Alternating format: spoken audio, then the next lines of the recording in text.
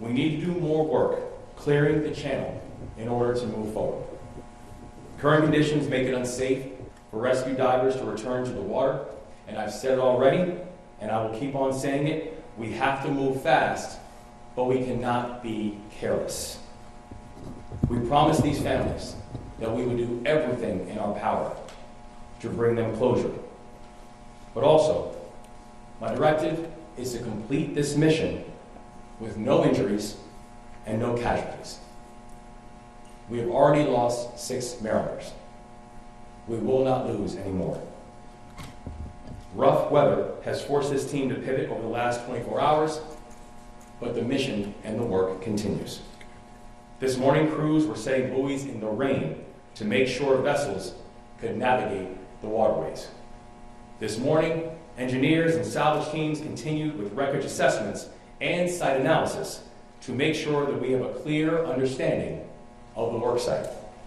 This is a 24/7 operation, and that cadence, it will not stop. On clearing the federal channel and opening vessel traffic to the port, we have opened 2 temporary channels that can support commercial traffic. One temporary channel is on the northeast side of the collapse with a controlling depth of 11 feet. We opened another channel today at around 1315 or 115, and it measures 14-foot depth. These channels will support traffic from small boats, and yesterday we had 1 fuel barge, 1 scrap barge, and 1 scrap barge move through the temporary channel on the north side.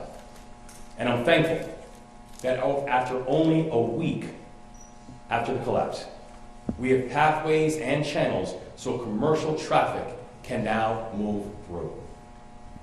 But I do want to be clear. We are still a long way from being able to get the size and the cadence of the commercial traffic back to where it was before the collapse. So we're back to this right now. We're still talking about an 11-foot channel, and also a 14-foot channel. And so, if I can just put that in a bit of perspective.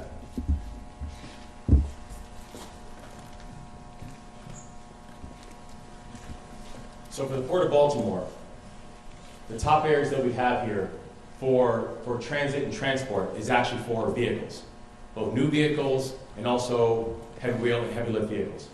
That is where the Port of Baltimore has the most significant amount of emphasis.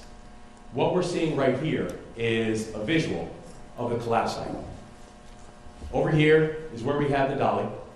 This area, everything that you see here in the black, just to get an understanding of scale, everything we see here in the black, that's 700 feet and a depth of 50.